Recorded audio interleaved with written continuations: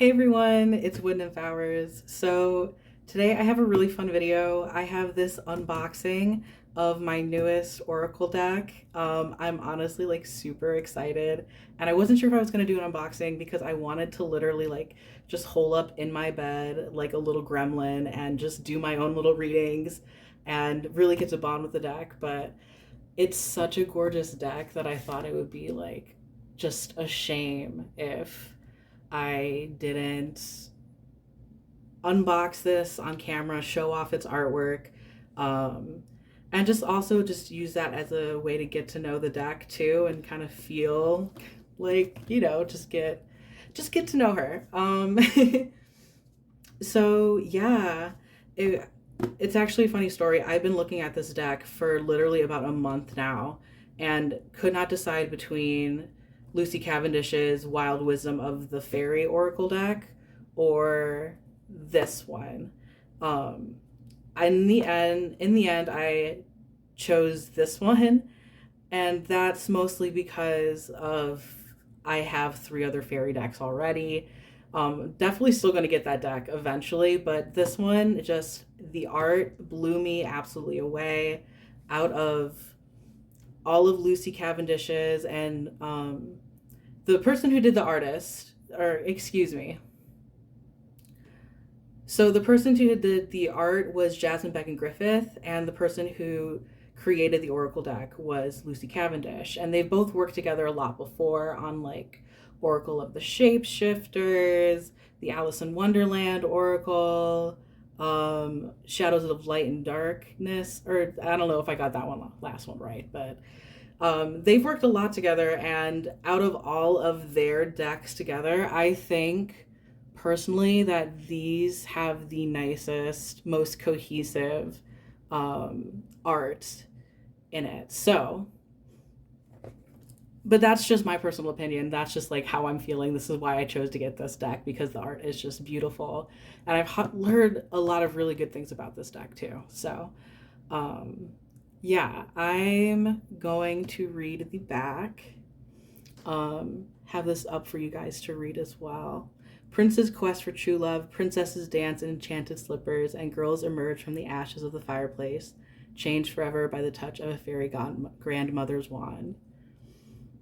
Yeah, so illustrated by renowned fairy artist Jasmine Beckett-Griffith, written by Lucy Cavendish.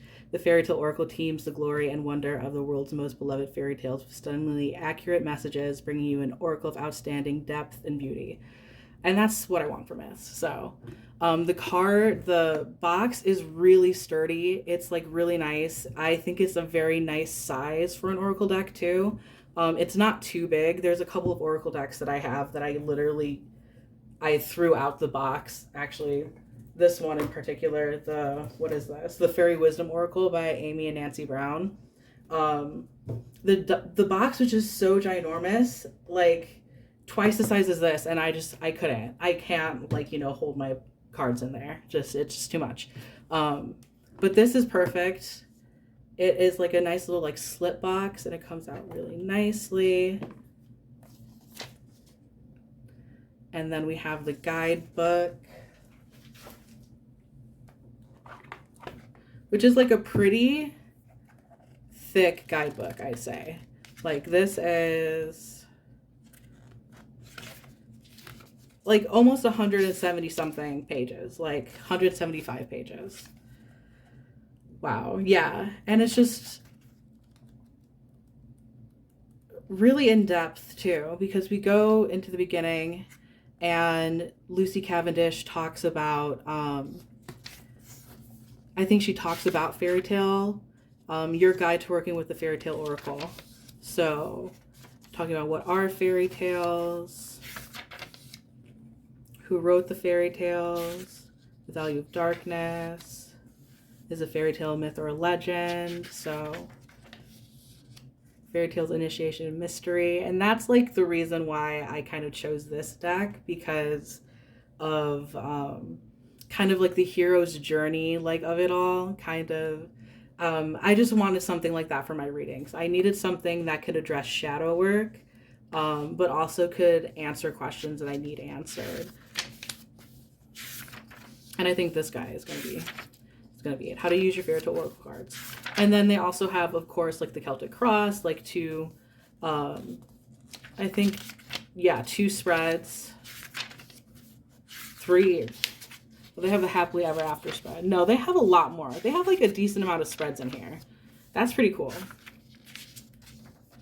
Yeah. And then a thing about asking about individuals, which is also what I chose this Oracle deck for, because I heard from other reviews that this deck is supposed to be very, very on point when asking about other individuals or doing any sort of relationship readings. And not only just romantic relationships, but any sort of relationships. And that's what kind of came out to me, because as an autistic, like, I overthink things a lot. And social skills aren't like my forte, and I do like consulting the cards sometimes to like get an idea or like a feel of a situation, and how I should proceed, and then as well as doing like romantic relationship readings just for like clients and stuff. I thought that this would be perfect because it's also, again, a beautiful, beautiful deck. So we're going to get into a flip through of the cards. Let me get this guy off.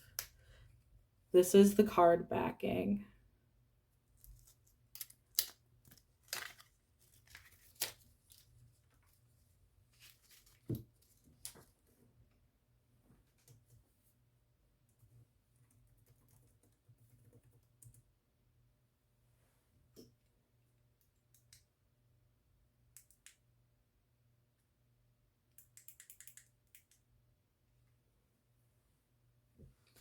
All right. The cardstock is good. It's a little sticky.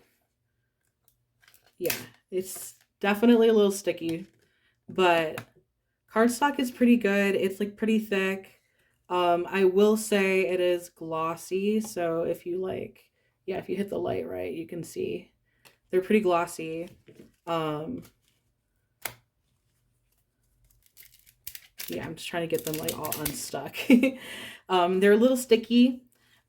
I honestly like the Wild Wisdom of, or not the Wild Wisdom of the Fairy. Lucy Cavendish's Fairy Blessing cards. Way prefer the cardstock on that. It's a little bit silky, a little bit more matte. But these are, I think, perfectly sufficient. So we have Snow White.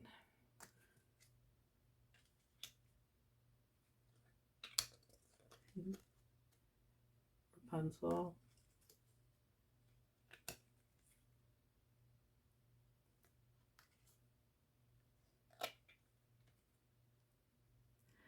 And this is the thing about the art that I was talking about, just the consistency with Jasmine Beckett-Griffith's work. Granted, there are some like ones that are like some of, you can tell are like some of her earlier works, like The Poisoned Apple. But you see that in like most of Lucy Cavendish's and Jasmine Beckett-Griffith's Oracle decks. Kind of a mix of her old work and her new work.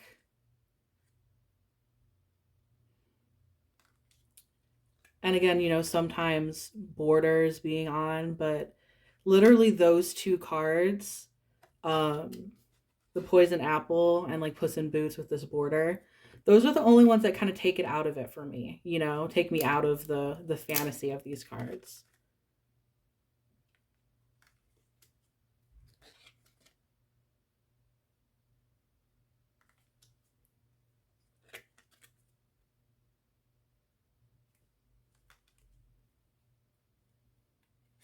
Yeah, they're a little sticky. But that's okay. I'm just getting them warmed up now. If that doesn't sound too weird to talk about an Oracle deck with.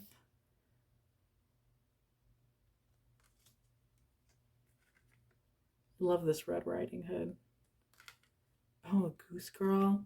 And there's also like a very large variety of different fairy tales and myths that this deck draws on, which I liked. It's not just like a Disney knockoff kind of thing, you know?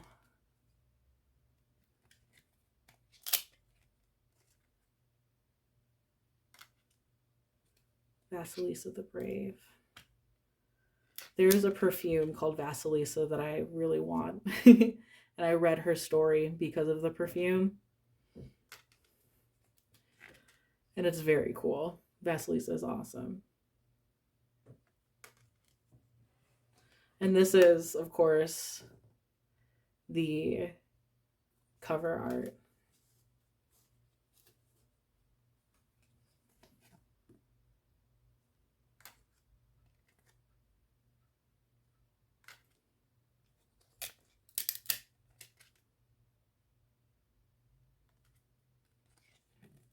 Love this. Love my emo vibes. Gotta love emo representation in Oracle cards. That's also partly why I got this. Because I think it matches between my aesthetic of like Lisa Frank, like cuteness, but also like my more emo and goth sensibilities. But it's still Technicolor. I love anything Technicolor, especially when it comes to spirituality.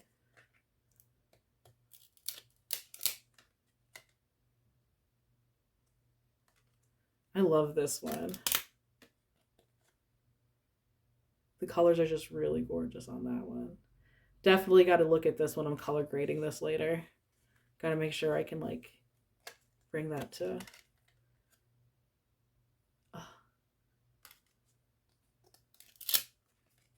This one's so gorgeous too. It's even prettier in person. Like, I'm not being... Hopefully I'm not sounding too hyperbolic, but I'm actually really blown away with how beautiful these cards are. I'm so glad I chose this deck.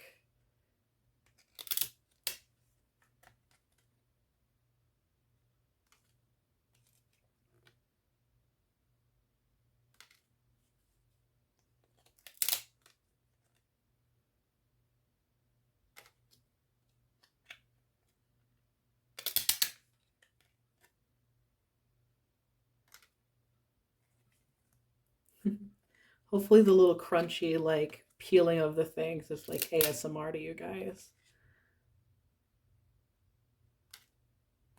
Yeah. Just vibes, honestly. I just wanted to show this guy off. There's already so many, like, unboxing things of this Faerytale Oracle, but I just want to throw my hat in the ring because I think it's really gorgeous.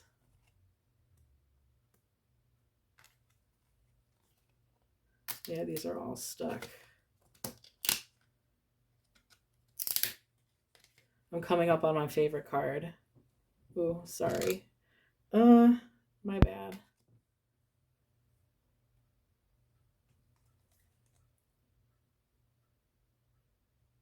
All right, cool. This is my favorite card of the deck. The Nixie of Mill Pond. I think she's like a fairy. So, of course, that's why I love her. But just like these colors and these like flowers and her eyes, it's so beautiful. So yeah, this deck probably wouldn't necessarily be something that like you can read super intuitively.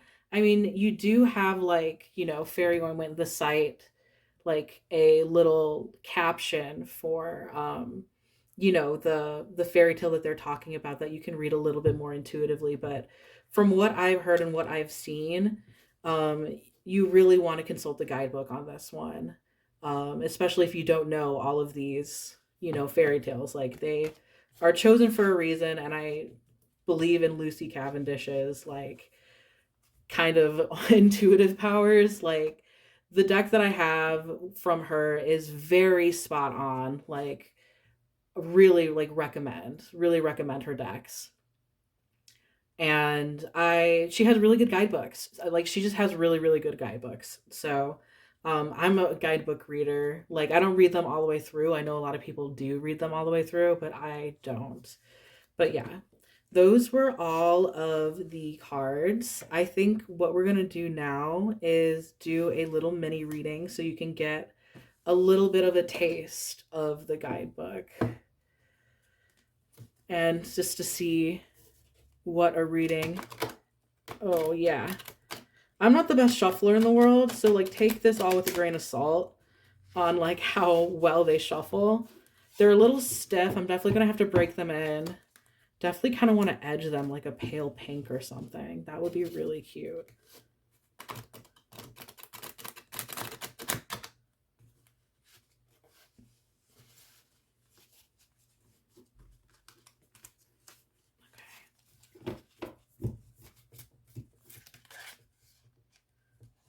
Do we want to take that one? Let's keep shuffling. All right, let's get just a general reading for anybody watching this. I think we got to ask a question. Cardomancy 101. Okay, that one. The Rose Elf, Revelations. All right, so this is number 29.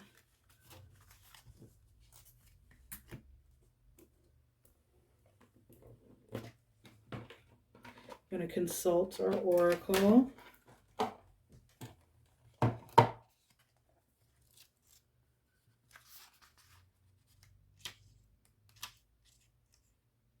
So this is just something we want to see right now. The scent of the jasmine has killed him. Then the rose elf understood the vengeance of the flowers and told it to the queen, and she and her old swarm of bees ceaselessly hummed around the flower pot and could not be driven away. When a man picked up the pot, a bee stung him on the hand so that he let it fall and it broke into pieces. Then the people saw the whitened skull and knew that the dead man on the bed was a murderer. When this card comes to you, you need not know the entire tale to understand that a bad deed will soon be coming to light, and the sadness and burden you have borne so bravely will fall away. But here is the little of the story, so you will see how strange and harsh things sometimes take time to come to light. Ooh, kind of juicy already. Here, this is kind of up for you guys, so you can read along if you want. A young woman has a possessive and jealous brother who forbids her from seeing the young man she has fallen deeply in love with. When she refuses to obey her brother murders her lover and buries him in the woods. But the rose elf of the tale's title has hidden within the brother's pockets and has observed all that has happened. He tells the sister of the true fate of her lover and tells her where his body is buried. She goes to the forest and finds his head and brings it home and places it in a large pot. She covers it with the good earth and plants a jasmine seedling above him and tends to his plant with all the love she has left in her broken heart. She waters it with her tears and speaks to the plant day and night, so much so her brother feels she has lost her mind. In time, she quietly passes away from grief, but the jasmine has flowered and is sweet and healthy. Her brother goes to move the pot, and thousands of tiny fairies fly from it and take the evil brother's life. When his body is found, the lover's head is discovered within the pot, and all come to know of the evil deed of this most cruel brother. So here's the skull that they're talking about. It is a sad tale, but one where natural justice comes about, where love is transmuted, where grief is strong, and ultimately the truth comes to light in the weirdest of revelations. When this card comes to you, you will be able to be free of the burden you have carried, and any bullying or unkindness will soon be at an end. In time, this is how it goes. Eventually, truths are unearthed, and it is the simple things that can show you the truth. So trust in your instinctual wisdom and the language of the natural ones, the flowers and the bees, as they speak in this tale. Tell the truth about a murder or an injustice or any kind of family abuse and misuse of power, and bring hope back to those who had lost it. Meaning, nature holds the truth revealed after a long time hidden. What is suppressed rises to the surface. Belated justice, past evil now recognized, an abusive person is found out. And then they say a story by Hans Christian Andersen, so we know who it's from. Wow. So that's like so wild. That has like all of the hits, honestly. Fairies coming to help those in need. Love stories like that. That's kind of like my whole deal, like loving fairies so much. Personally. That's why I have a tattoo of a fairy. But yeah, working with the fae, plants also kind of jumped out at me of like the rose elf as well as the jasmine. Makes me think of like these very Venusian plants, things that like bring love to us. both of those flowers are used in that way when it comes to like romantic magic. And then just like the revelations of, you know, nature taking its way and finally letting justice come to light after so long and injustice has been hidden away. That's like a really deep card. And this is why I wanted to get this deck, because I think it's also going to be really good for shadow work, because just the thought of like having these like really deep, really upsetting things that happen to you be given the justice that they deserve, you know? You're given the justice that you deserve. Um, and then that is like being offered to you, you know, based on this reading. After a while, the truth will come out. That's a very interesting promise. That's a very interesting, very juicy, and very like dark. Not as dark as I expected this reading to be, but I guess everybody here, you know, is due for the truth to come out for them. Very interesting. All right, so that was a little mini reading. Excuse me for not reading more intuitively. I just definitely wanted to see what this guidebook has to say, because I think that they are awesome. So that is my unboxing video. Thank you guys for watching so much. If you liked, please be sure to leave a like, comment, or subscribe. You know the whole deal. If you want to follow me on Instagram, I'm at Wood Nymph Hours. That would be awesome. Yeah, and otherwise, I hope you guys have a fantastic day. That's the end of this one. See you guys later.